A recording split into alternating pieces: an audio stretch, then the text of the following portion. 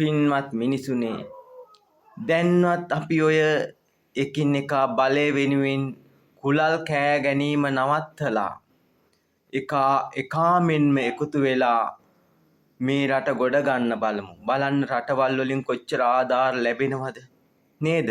ඉතින් අපි ඒ වාගේ ප්‍රයෝජනය ගන්න උත්සාහ කරමු.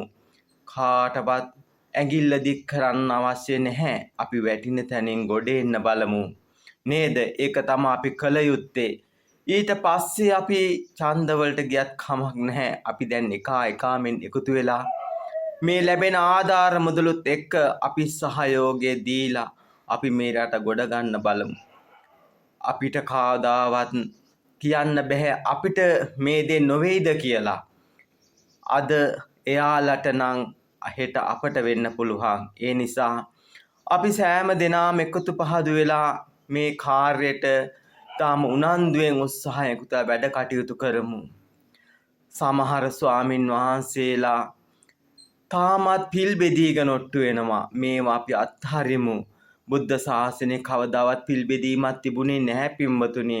එහෙනම් අපි සෑම දෙනාම එකතු වෙලා එකද පහදලා මේ ශාසනය ගොඩ ගන්නවා වගේම බුද්ධ ශාසනය බබළුවනවා වගේම මේ උතුම් ශ්‍රී ලංකාවත් ගොඩ ගන්න උත්සාහ කරමු. සෑම දිනාටම තෙරුවන් සරණයි.